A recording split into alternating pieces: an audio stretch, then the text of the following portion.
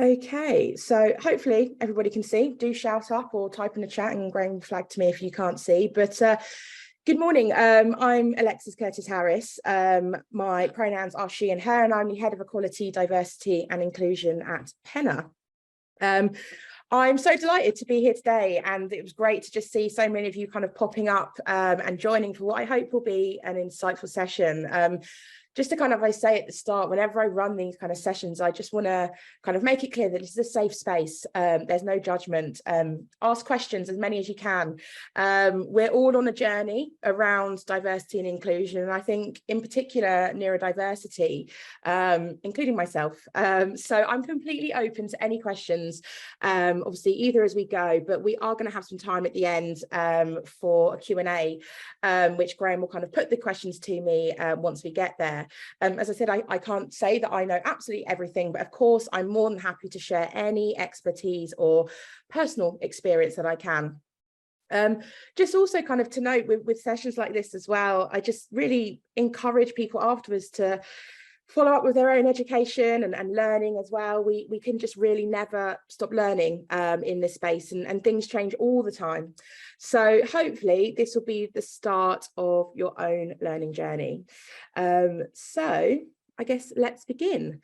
So I guess to kind of begin with the basics, and I guess why we're kind of all here, like what is neurodiversity? And some of you I'm sure will know quite a bit, some of you might not know as much. So just to kind of put it out there, neurodiversity essentially is an umbrella term for a group of hidden disabilities. Now, we use the term hidden as often kind of disabilities are split between those that we can kind of visually see and maybe such as physical disabilities and those that we can't.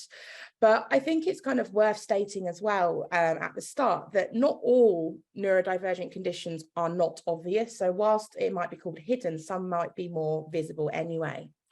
But essentially, neurodiversity is the term that's used to kind of describe the natural variations in the human brain and relates to the kind of differences in the way that we all think, learn, process information, behave and interact with the world around us. And actually 1 in 7 of us have a neurodivergent condition, meaning that we'll have kind of unique traits. And it just means that neurodivergent brains essentially might work kind of slightly different to the cognitive norm.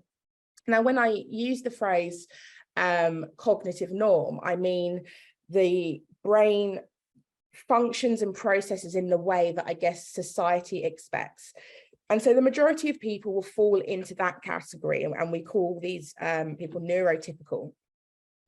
Now, interestingly, I was reading up that individuals are actually more likely to identify with 2 or more neurodivergent conditions, and actually 17% identify with 3 or more. So really interesting. And as we start to go through today's session, I'll talk a bit more in detail about specific different conditions and focus on obviously what might be challenging, but also the strengths as well.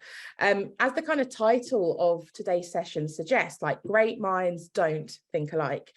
And whilst individuals who have neurodivergent conditions might tend to find some things difficult or challenging, there's so many strengths as well. And so one thing to note as well is that as I'll go through today's session, I'm going to share some kind of traits and behaviours and challenges, but really importantly, strengths for a variety of different conditions. But it's just, I think, important to understand as well that no 2 conditions are ever going to be exactly the same.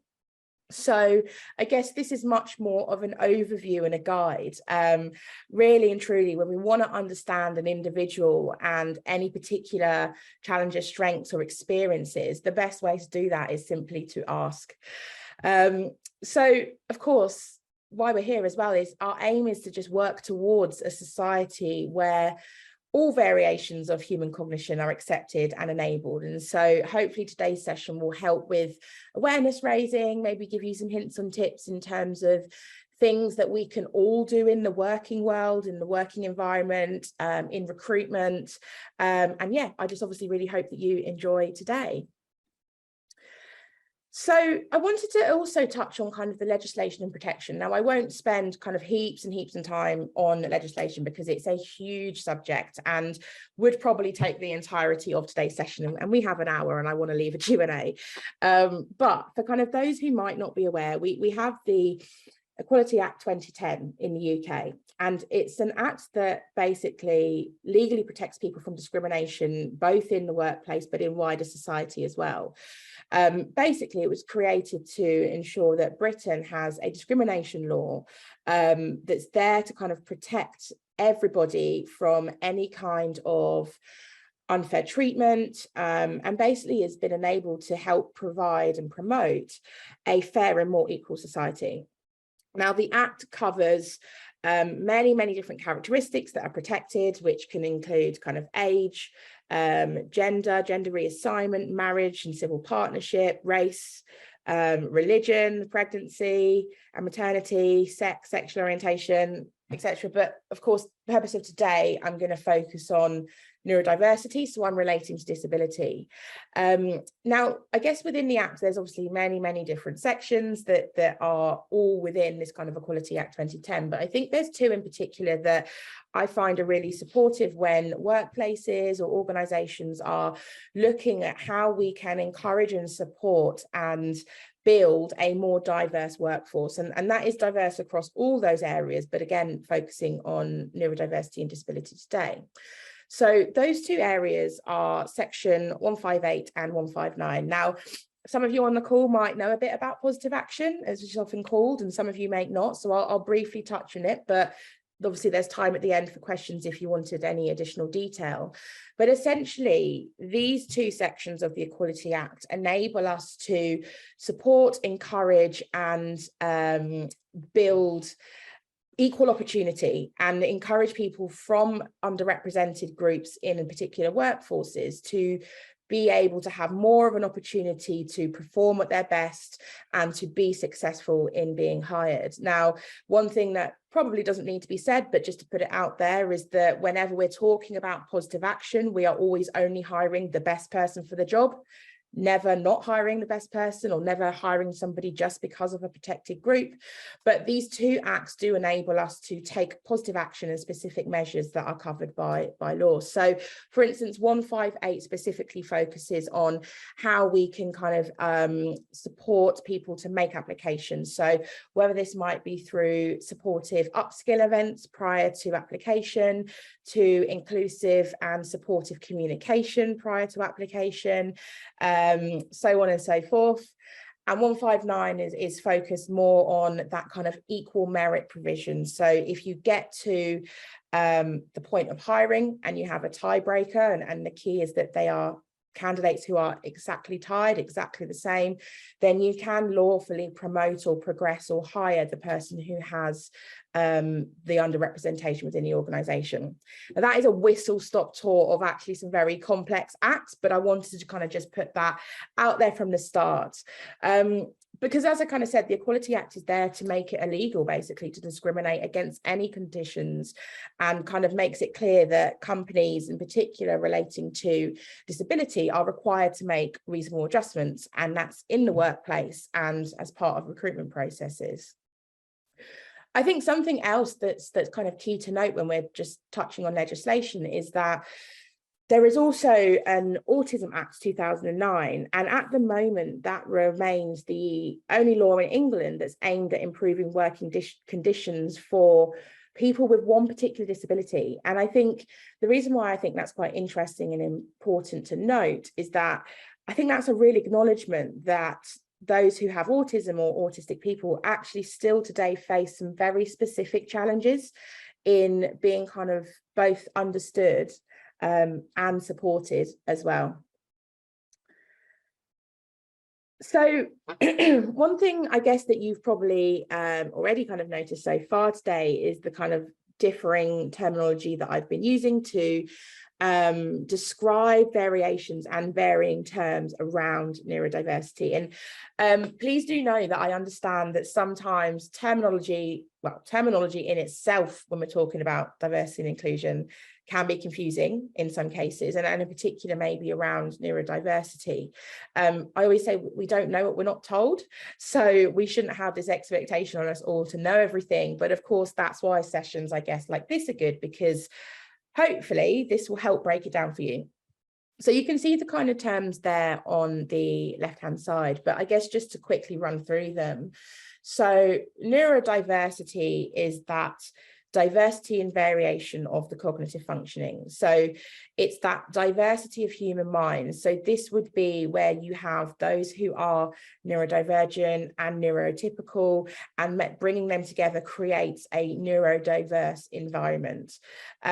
We use this term essentially when we're talking about that diversity in cognitive functioning. So it's used, as I said, in situations where you have kind of both neurotypical and neurodivergent individuals. Now, neurodiverse, as it says there, is when we include a number of substantial cognitive functioning variations. Neurodivergent, as I think I've kind of touched on already a couple of times, is that having that less typical cognitive variation. So having, for instance, autism or ADHD, and I'll touch on a few more different conditions in a minute. Something as well, I just thought I'd mention, because I remember when I first saw this, I wasn't quite sure what it meant, but sometimes neurodivergent is like abbreviated with the letters ND. So if you see that, it's normally talking about neurodivergent. And as I said, it just kind of means that individual will have a mind that might function in a way that just kind of diverges slightly from that dominant societal standard of norm, essentially. Now, neurodivergence is that presence or grouping of less typical cognitive variations, so that grouping of neurodivergent conditions. And neurotypical, as I think I have kind of mentioned, is those that kind of function in the way that society expects. So it means having this style of neurocognitive functioning that falls within that kind of dominant societal standard. So hopefully that kind of helps in terms of the understanding of terminology. Now, of course, that's not everything. Again, I could sit for an entire session and talk about terminology surrounding neurodiversity or disability or inclusion, but to give you some kind of insight into some of the phrases that might be used today, this hopefully will kind of help and support. So now I kind of wanted to just go through some neurodivergent conditions in a bit more detail. Now, I kind of touched on this, and I might end up saying this quite a few times, but I think it's just so important to kind of keep reiterating that this is an overview session, and individuals should always just be treated as that, as individuals. But from an educational and knowledge sharing perspective, I've kind of pulled together a summary of some kind of key stats, some more common challenges, and also some more common brilliant strengths as well. I really wanted to kind of keep focusing today and bringing it back to strengths, because I think so often we focus on what might be difficult or what might be a challenge, but actually there are so many brilliant strengths that can come through from that kind of mix of minds. And I think just also to kind of put it up front as well, that variation between challenge and strengths for some people can be more pronounced, but that can bring some amazing talent, but it also can be quite disabling in some cases. So just to kind of bear that in mind as well. So to start off with, just an overview, I guess, of dyslexia. Now, dyslexia, I would say, is probably one of the most common neurodivergent conditions, and actually probably already the most understood in a lot of cases. We will likely hear about it a lot more. I know throughout my career, it's something I've heard about quite a bit throughout my schooling and education and things like that. And usually dyslexia will affect somebody's ability to kind of read and write accurately. And which you can kind of see on screen there, 1 in 10 people are likely to be dyslexic. There's around 700 million dyslexic people worldwide. But despite being 10% of the population, 22% of dyslexics are unemployed. Now, some of the things that we often see those who have dyslexia can find challenging can be memory, sometimes organization. I've mentioned kind of a challenge sometimes with reading and writing, but also can sometimes manifest itself in kind of challenges of time management as well. But as I said, I want to focus on kind of what strengths somebody who has dyslexia can bring to an organization. So we often see that those with dyslexia can be really creative individuals. Now, there can probably be many reasons for that, but it's sometimes talked about that actually throughout life, maybe they've had to find alternative ways to solve problems and learn things differently to make things easier for themselves, which has kind of given that capability to think outside the box in a lot of cases. Design skills we sometimes see being really strong as well in those with dyslexia. That strength in kind of spatial awareness and pattern recognition can mean that sometimes those with dyslexia are able to kind of design things that others just might not have considered. That kind of, again, that thinking out the box, that groundbreaking innovators can sometimes be from those who have dyslexia. Communication is also something that is really key to kind of mention here as well. I think it's quite commonly thought that those with dyslexia can be poor communicators, but actually this can sometimes be a real strength for them. Having to kind of, I guess, go through life of always having to explain how you live with dyslexia in a way that's easy for others to grasp actually is a skill that requires really good communication to be able to do that. And I guess also just might seem obvious given what I've said already, but that being able to see the bigger picture can sometimes be a strength. And so we often see kind of like really great entrepreneurs as well who have dyslexia. I think, is it Richard Branson, I think he talked about the fact that he had dyslexia when he was growing up. And so actually we often see really good managers as well, because they can sometimes see past that detail and focus on that bigger picture, what really matters. And that can translate into some really key strengths that I'm sure most workplaces will value. So moving on to dyspraxia. So this is a specific learning difference which can affect coordination, sometimes kind of balance, movement and organization, and can sometimes present itself in kind of motor difficulty. So maybe like poor hand-eye coordination, or sometimes a challenge with spatial awareness. And that can also sometimes mean that daily tasks such as writing can be a challenge.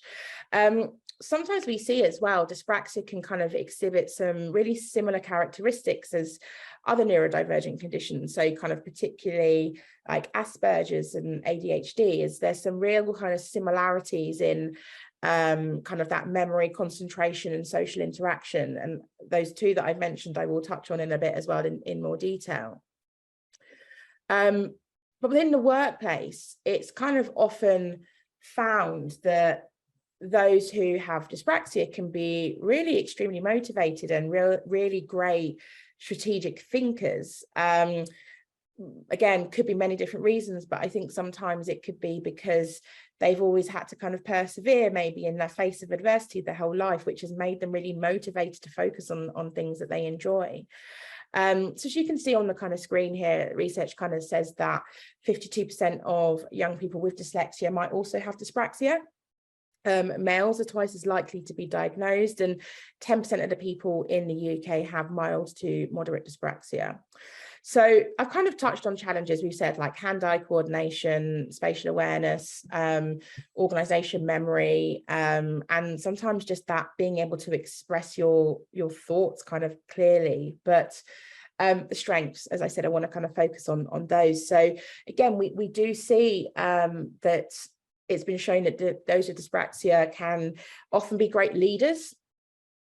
Throughout life, they may have kind of learnt real developed soft skills, kind of like active listening and empathy, and their kind of desire for people to understand what they deal with makes them kind of great communicators, sorry, should I say, and that can sometimes make really great leaders. But that empathy I touched on, often that ability to kind of understand and respect what others are thinking and feeling, often kind of very empathetic when they might see others in different situations. That strategic thinking, again, having that experience of often having to navigate a mind that might be a bit unorganized, often very intelligent people who are able to kind of create strategies to overcome problems in a really structured way, which again leads to kind of problem solving also being kind of a strength, which of course is massive in most workplaces, being able to kind of solve problems. So next up, just to kind of go through autism. Now, autism is a spectrum condition that affects how people might interact or communicate with the world around them. So it's typecast as a neurological development disorder that can be kind of often characterized with kind of like repetitive patterns of behavior or difficulty with social communication. Also can sometimes be seen as that struggling to deal with change as well. And what I always kind of say this in particular with autism, I think there is no one definition that could truly capture the range of characteristics that people on the spectrum experience. So as I kind of said earlier, I'm going to touch on a few traits and behaviors, but I'd say kind of out of everything, there is not one thing that I could say that would truly capture everything. Often we see though with those who are autistic that there can sometimes be a challenge around kind of understanding the intricacies of kind of verbal and non-verbal cues. So can sometimes take things quite literally. And so what that can mean is that where we might kind of use idioms or expressions or rhetorical questions, sarcasm, all those kinds of things, metaphors, that can sometimes be quite difficult to kind of take on board and understand. So, and I use this example all the time. I used it yesterday as well. So if anyone was in the session yesterday, I'm going to say it again. But I always think a good example is when someone says, I killed two birds with one stone. Obviously, a phrase that kind of is a metaphor that a lot of people will know what it means, but a person with autism may kind of believe or think that actually taking that very literally, two birds have been killed with a stone. And again, sometimes with those social cues, that can be quite hard to kind of understand. So they can sometimes be seen as that kind of talking at length and maybe not reading the social cues and not kind of understanding if people aren't engaging with conversation anymore. And it can sometimes also manifest itself in ways that there can be challenge with kind of understanding their own feelings and emotions as well as maybe understanding feelings and emotions in others. So again, it might come across as a lack of empathy. That's not to say that they are not empathetic, but it might come across in that way. So if somebody might be sad or upset around, it might not be the natural instinct to ask if someone's okay and things like that, and be able to kind of see the feelings of others. So you can see some statistics on the left hand side here just around kind of autism. And I touched on kind of Asperger's earlier, but often you'll hear high functioning autism, which is an expression that kind of talks about the behavioral and communication elements of autism might be very similar, but it hasn't kind of fully impacted on intelligence. So Asperger's is an area that we're kind of mentioning there. So challenges, again, there are so many, but it might be kind of speech and articulation, for instance, sensitivity to kind of light or sound or other senses. As I mentioned, that kind of perception of others' emotional state or kind of multitasking in some cases. But as of all the conditions I kind of mentioned today, there's some brilliant strengths that of course come here and can be very, very beneficial to a lot of workplaces. So attention to detail is one that we often see people who are on the autistic spectrum have great skills in, that ability to kind of focus on detail. And actually what that can mean is that for maybe jobs or situations where you're having to kind of search for a lot of information or spot patterns and things like that, that individuals can be very, very good at that, and they're able to focus and do that repetitive action over and over again. Which kind of means as well that efficiency can sometimes be a strength here as well, and that they're often very good at kind of following rules and sequences and orders. We sometimes see that in kind of roles or jobs such as kind of maybe tech and coding and things like that, that ability to kind of follow those sequences and orders can present as some really strong individuals in those roles. Logical thinking and knowledge retention, I think, as well, are often strengths that we may see. Topics that are of interest can often lead to kind of great knowledge retention and can kind of absorb it like a sponge, I guess, essentially, and that can also kind of translate into visual memory. But whilst in terms of logical thinking, as I said, kind of whilst there might be that struggle to consider emotional factors, that can then bring with it a great objective approach to problem solving, which can mean real logical thinkers can sometimes be those who are autistic. So just finally, ADHD. So ADHD is attention deficit hyperactivity disorder, but it is very, very often shortened, probably for obvious reasons, given how much of a mouthful that was for me to say, to ADHD. And often it's kind of characterized with maybe kind of impulsivity, hyperactivity as well, or deemed as like an inattentiveness and kind of a mind that might whiz around from many, many different things.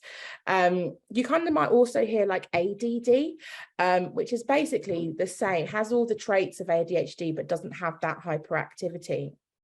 So when people have ADHD or this particular learning difference, it can actually bring some really great traits, of course, to the workplace, kind of a real energy to approaching new tasks and projects, which of course are things that I'm sure lots of, again, workplaces would really, really value and benefit from.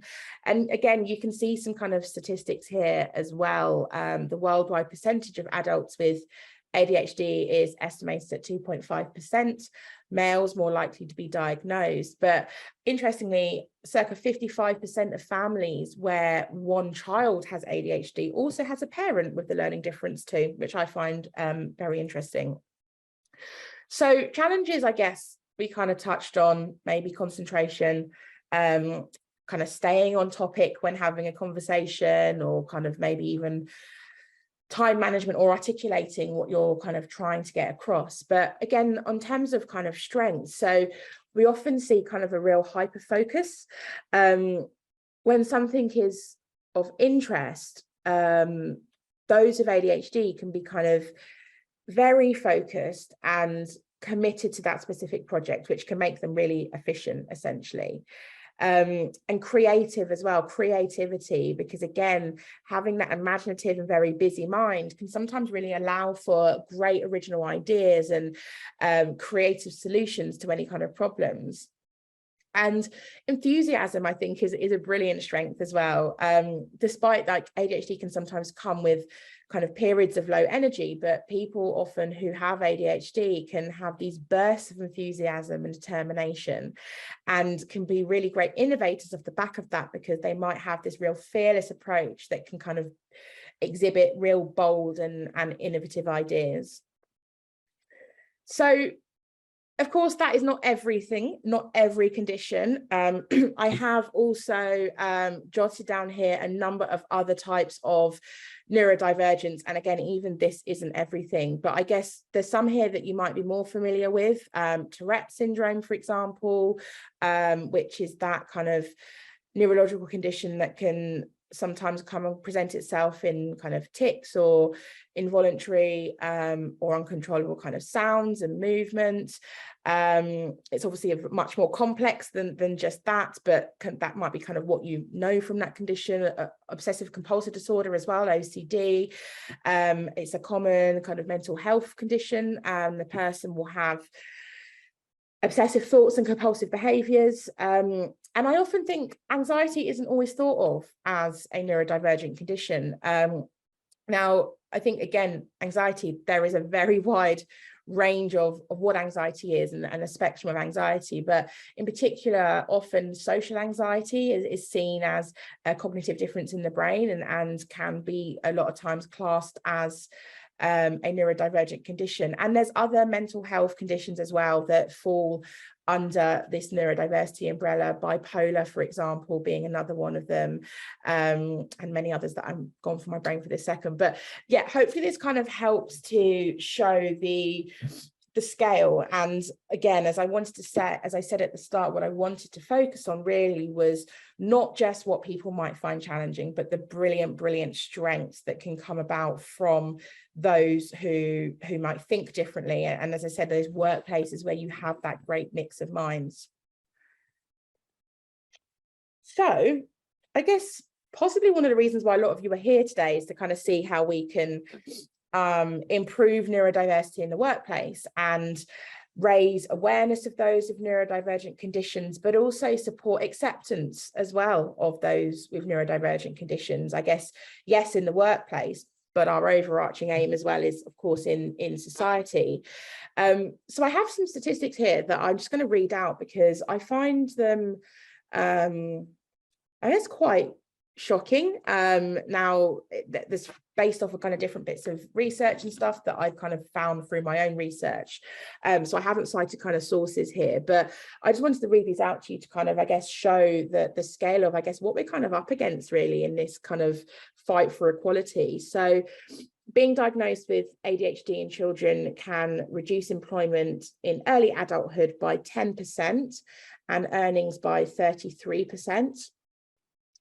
Only 16% of autistic adults are in full-time employment in the UK, but 77% of unemployed autistic adults want to work. There was another study I read as well, and a piece of research that was done that said 50% of managers said they were uncomfortable employing a neurodivergent worker. And the highest level of bias from employees from that survey was those with Tourette's and ADHD. And then just this final one, and I cite this quite often when in particular I'm working with clients and organizations in how can we encourage individuals who might be neurodivergent to apply for jobs and obviously be successful in recruitment processes. But a survey found that 73% of neurodivergent individuals didn't disclose their condition during a recruitment process because they feared they'd be discriminated against. Now, well, the section that we'll go into in a minute will help with kind of, I guess, some things that I found helpful to support workplaces to showcase how disability positive they are. And the idea is to encourage individuals to feel comfortable to disclose a condition, because if we think about it, and actually somebody might be great for a job, but just might have needed additional bits of support for a process, but not got that support because they haven't disclosed. So it's not an easy thing to fix. Obviously, people who are not disclosing have a rationality in their head and their mind as to why. But of course, there's things that we can do to help with that support over time.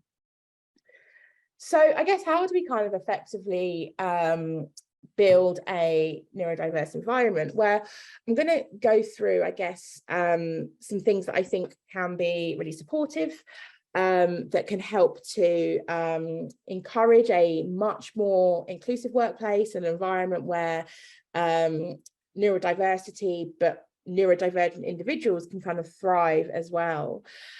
I think as well, if anybody who's in this session is involved in recruitment or has been involved in recruitment in the past, I mean, I could just be talking for myself here, but I know throughout my kind of 13-14 year career in recruitment, I've definitely kind of seen situations where hiring managers will kind of reject candidates because they don't really fit, or they don't fit the culture, or they kind of say, oh, there's a poor culture fit.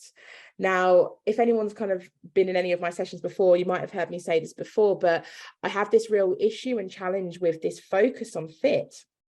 Because if we keep focusing on getting people on board or creating workplaces where everybody just kind of fits, then we end up with these kind of unhealthy monocultures when actually what we want is for individuals to join an organization and not feel they have to fit, but feel that they can focus on what they can add to the culture and focus on culture add. And I always kind of say, and to be kind of, again, as I said, this is an open space, but yeah, not everyone's going to fit. I mean, I'm a Black, gay, bipolar woman, and am I going to fit into every single one of your organizations? Probably not. But could I add to your culture? Absolutely, yes, I could. And if we start to think like that, then we can start to really focus on how we can look at individuals differently and look at our cultures as what people are bringing to the table, so that we can support them in belonging. So I guess going back to kind of the workplace and how we can build a strong neurodiversity program and kind of push that message out both internally and externally. I guess one thing that I always think a good place to start is that our kind of upfront part of a recruitment or attraction process. So ensuring that we're providing really clear expectations upfront about what the role is, what we mean by the tasks for the role, and what the expectations are as well, and just being really explicit. A lot of the things that my team at Penna do is getting involved in helping to support inclusive job descriptions. And I think things that we often see when we're kind of doing this is that well, first of all, lots and lots of information, and I kind of get stuck on, okay, what are you actually looking for in this job description? Who are you looking for? Make sure there's not loads and loads of kind of corporate jargon or organizational jargon and acronyms as well, because again, that can be quite confusing, or for anybody, let alone maybe somebody who might again see things quite literally.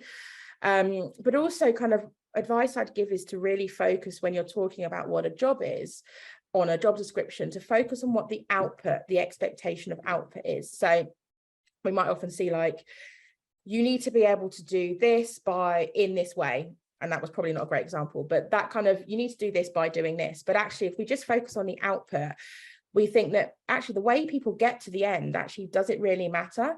And actually, can we enable people to get to that output in their own way? Because that would really support those who, again, might see the world differently, might have their own processes in the way they process and do things. So again, there's lots that can be done around job descriptions. So I won't harp on that one point for a long time, but just sometimes re-reviewing and thinking of the language and what we're asking in something as simple as a JD can be very, very supportive. I think as well, when we're talking about bringing people on board, like just spelling out and explaining those kind of unwritten rules of a workplace, and not making assumptions that people will know this or people will kind of get this instantly. And I think as well, kind of really clarifying upfront adaptations that can be made or adjustments that can be made in a working environment to help people integrate and to thrive. Now, of course, whenever we're talking about, or whenever we're looking at workplace adjustments or reasonable adjustments, we should always be asking an individual what support they might need. Now, a way that I kind of always like to do this is when I'm talking to individuals, is to kind of think, okay, what support did you have when you did your exams? What support do you have in your last job, or when you do hobbies outside of work? Now, I do totally get that we're seeing more and more adults being diagnosed with the, different neurodivergent conditions, which when you're asking them what support they had at school might not resonate in the way that we want it to, but really kind of asking individuals what might be supportive to them. But I think what I will always advise clients to do, and when we're talking about that attraction and communication upfront piece, is to try to externalize examples of what adjustments have been made before. It can really sometimes help individuals to kind of resonate that this is a place that is open to making adjustments and a wide range of adjustments, but again, where people might not know what support they might need, having those examples up front can really help for them to articulate what might support them particularly. I think just kind of, again, rethinking or reviewing or auditing interview and assessment processes, and where we can, just focusing on those skills, not so much looking at that broad level of competence, for instance, in areas such as kind of communication, but yeah, looking at how we can maybe focus specifically on skills instead of competence. And again, I see more and more clients now as well sharing a sample of interview questions in advance, for example. Now, I think I get asked often, what's the advice there? And I think there's probably no one size fits all solution there. I see different clients doing different things. I think some will share example questions for everybody. Some will share if candidates ask for it. And I think I couldn't give the kind of penultimate, this ultimatum of you must do this, but that is definitely something that I see a lot more of individuals doing now as well. I think then if we think about, again, once people kind of join, I think support for hiring managers and recruitment teams and line managers as well, there's probably going to be a level of support or training or monitoring that's needed in that area as well. And I think something that's really key is that the support for those individuals kind of should continue beyond supporting recruiting neurodivergent talent, but actually employees kind of should feel guided all along the way, and once people are in role as well. Helping with that kind of awareness raising is really key. And I think awareness raising around neurodivergent conditions, not just for those who are neurotypical, but for everybody as well. Sharing knowledge is a brilliant thing, and we should kind of share it as widely as we can. I think as well, making sure that when we're onboarding people, that instructions are, of course, clear, concise and specific. Again, acknowledging that certain conditions might have people who feel more sensitive to change. So going back to that kind of corporate jargon and acronyms in job description, where can we maybe remove that as well from any kind of onboarding and anything like that as well, and kind of being as clear and consistent as we can. I think something that's I found quite useful in my career, I was going to say, when I'm managing people is that kind of giving obviously clear instructions on how to kind of do a task from start to finish, but sometimes as well asking the person to repeat back the instructions just to make sure that they've understood, but we've both understood and we're both on the same page, to kind of remove that ambiguity. And in particular, of course, that can really help with those who may have particular neurodivergent conditions as well. There's other things as well, of course, that can be done around kind of removal of sensory distractions and awareness raising internally. But I think what I would again continue to kind of say is that these are things that we should ask individuals when we're looking to either bring them through a recruitment process or onboard them as well, because everybody will be different. You likely won't get two people with even the same neurodivergent condition who may need the same support. So the key here is just to ask. And often, again, like, we might see or believe that there are barriers and people can't do things, but if you think about it, if somebody's had to navigate through their world throughout their entire life, they will be the best person to tell you how they do it and what might they need to be able to do that. So asking is the key. So we're kind of getting towards the end, and obviously I'll open up for kind of questions, but I think obviously today we focus a lot on the strengths. I think it's so important that we kind of do this. There is this power in difference, and I think in particular in the workplace. And neurodiversity can really be a competitive advantage when individuals are in the right environment, when they can make use of these brilliant strengths instead of consistently trying to overcome challenges. And I mentioned this in the group yesterday, and I think a lot of people hadn't heard of it, so I'll mention it again. But if you aren't aware, I'd really recommend having a look at the social model of disability.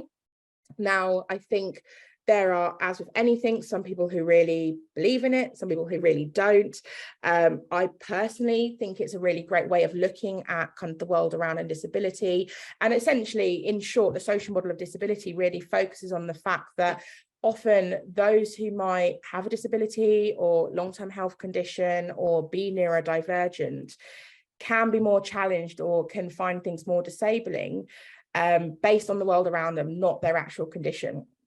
So it's the world around that can create the challenge, not the individual.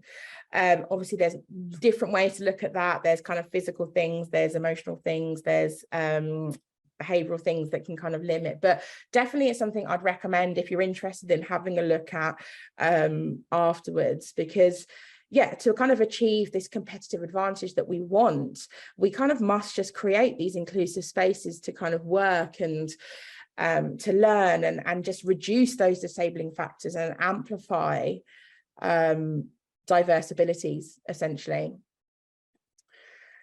And then I always just want to end this session with this, and I just want to leave you with the words of Greta Thunberg. Now, a lot of you probably will know who she is. I'm not going to go in like loads of detail about her mission. That's kind of not the point of today. But something I think that's kind of key here is that I remember a year or so ago, maybe more, and see she's out in the public eye a lot, and she was attacked by many people on social media and through kind of nasty words. People who were in positions of power as well, and in the public eye, based on the way she was deemed to behave, to act, to communicate, and that was down to her Asperger's. And she's been very open and vocal and spoken publicly about her Asperger's diagnosis, and she was really criticised over the condition. But I think that this quote from her that's taken from her Twitter, I just love, and I think it sums hopefully this session up quite nicely. But when haters go after your looks and differences, it means they have nowhere left to go, and then you know you're winning. I have Asperger's, and that means I'm sometimes a bit different from the norm, and given the right circumstances, being different is a superpower. And I just love that. So thank you, everybody. That is the kind of end of the session, but I believe, Graham, you are there. If there are any questions at all, I'm going to stop sharing so I can see again. Yeah, hi. Yeah, we've had a few questions and a number of great insights on the chat and the Q&A. In terms of the questions, somebody's asked, do you have any recommended resources to see good examples of job adverts and descriptions that are neurodiverse friendly? So it's a tricky one, because often when we work with, my team work with clients, is we'll do this kind of on a case-by-case basis, because it has to be authentic to an individual. I think what I would certainly say is, I know that, and this is not a client of mine whatsoever, and I don't know if anyone on the call is from this organization, but I know that EY are doing some brilliant things with regards to neurodiversity at the moment, and supporting individuals who have neurodivergent conditions to build confidence in wanting to apply, in understanding that EY is a fantastic environment to thrive in. And so I would say absolutely, maybe have a look at that as well. There might be some information there around job descriptions. What I would also say is, do feel free to reach out if you wanted some specific examples, as in if you had a job description and you wanted some specific advice. I did put my email address on the screen, which I know I've took down now, but I'm sure Graham will kind of share my details as well afterwards, because it's always, I think, good to really look at fundamentally what are we trying to say on an individual case-by-case basis, and then look at what those outcomes can be. But I think, sorry, just also to say on job descriptions, I think it's really important as well that we keep them concise. I always say, in terms of essential criteria, I would say try to limit to max 5, and trust me, I do see some where there are pages and pages, and again, focus on those outcomes based criteria that you're looking for, rather than you have to do it this way to get here. Shout about your mission around diversity, and yeah, just make sure it's really clear that you are a supportive environment for individuals who might have that apprehension about applying.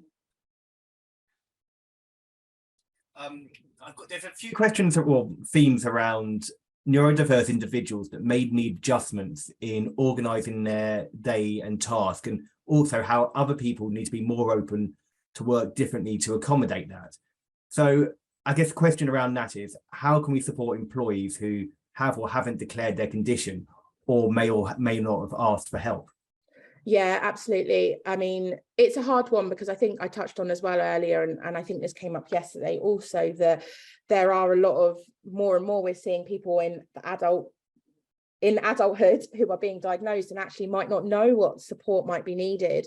I think what we have seen, and I don't think I mentioned it actually in the part of the session, but we see it proven that when managers or organizations kind of focus on that awareness raising and all those tactics that I mentioned that might help individuals who have different conditions, when they take that on as part of BAU, it helps not just those who are neurodivergent, but those who are neurotypical as well.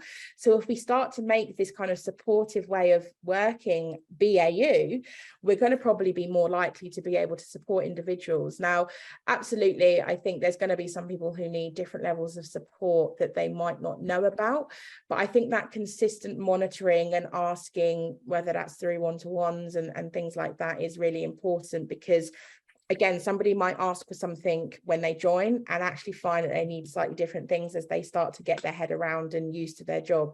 So I don't know if that helped to answer that question.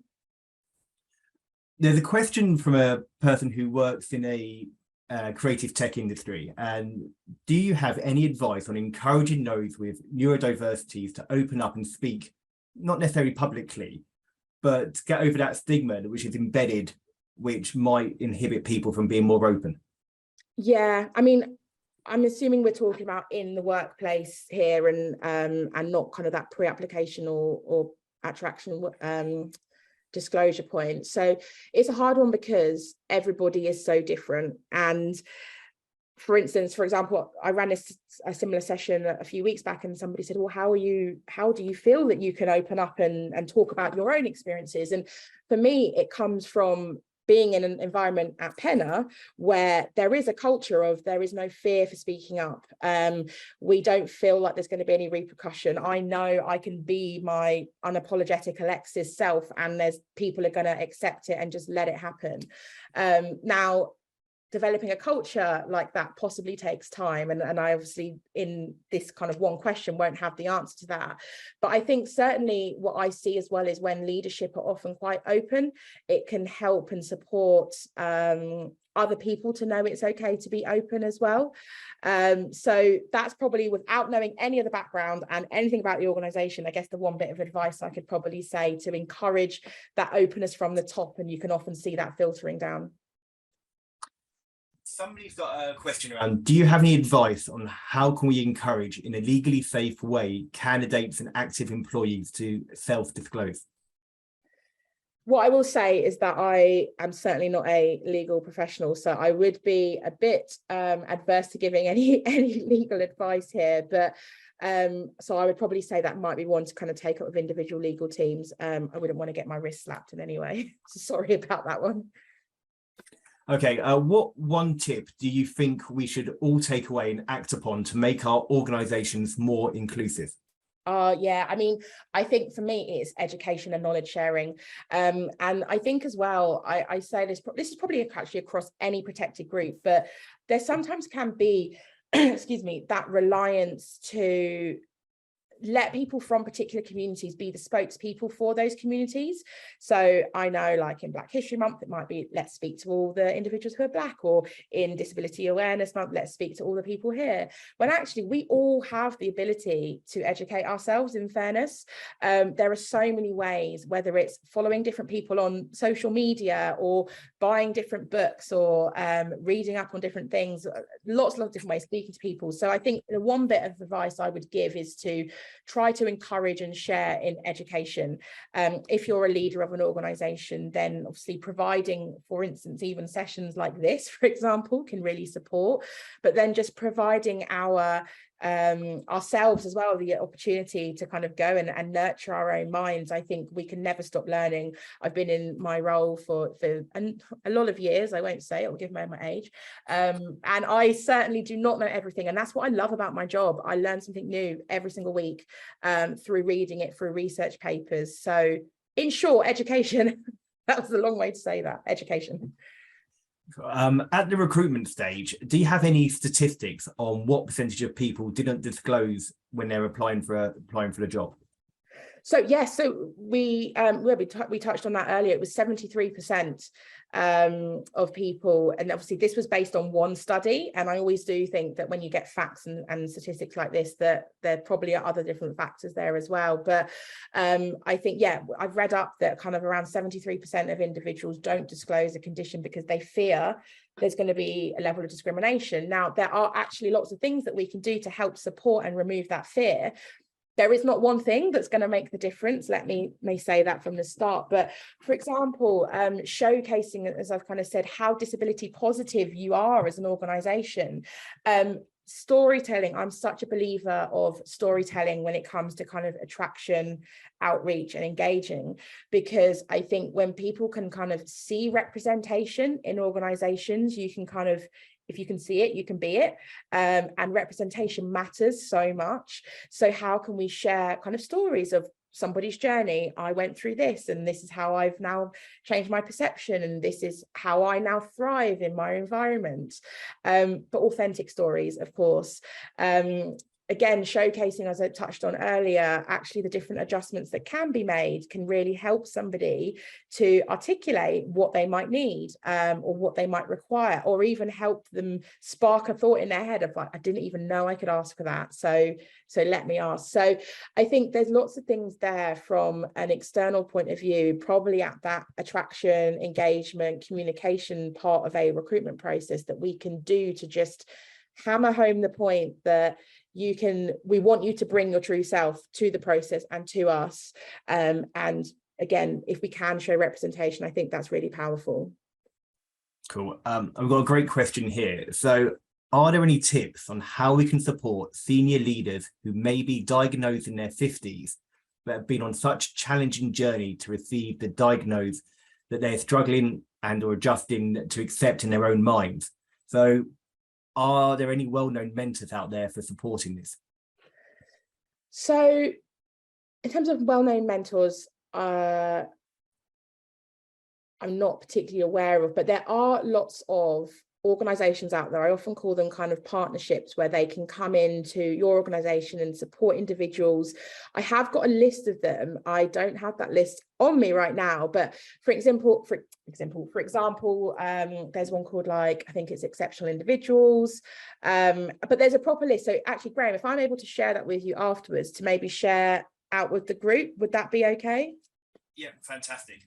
They're just really great at kind of providing advice, and maybe even from a policy perspective. Now, I certainly don't work in kind of policy. I'm kind of attraction, communication and knowledge sharing. So they would be obviously ones that you can look at in terms of kind of policy, in terms of maybe auditing your internal processes and things like that. So let me share the kind of ones I certainly have come across, and if that helps, then fingers crossed it helps. Cool. And actually that segues rather nicely into the last question, which is, do you have any links to any guidance that outlines the different conditions that you've mentioned and how they present and strength in the workplace? I do, and again, I can probably share that. I have a number of like a reading list that I often share as well. It certainly helped me in terms of my own knowledge building, my own acceptance of my own conditions as well. So I will share that as well with you, Graham, if that's okay. So the reading list and the partnerships list, and hopefully that can go out to everybody. Yeah, perfect. What I'll do is, for everyone on the call, I'll share these links as part of the follow-up after today, so everyone has access to everything you've mentioned, and there'll also be the recording of this session as well. Perfect. That sounds brilliant. That's it from the questions. There's loads of comments in the chat, but yeah, I think we're done. Amazing. Well, I guess just the final thing for me is just thank you, everybody. Obviously, I've not been able to read everything, but I can see some really lovely, heartwarming comments coming through. So thank you. And as I said, there'll be a few bits shared. Graham, if we're able to share the slides, I'm more than happy for that as well. And yeah, obviously do reach out if anyone's got any questions, and I hope you all enjoy the rest of your day.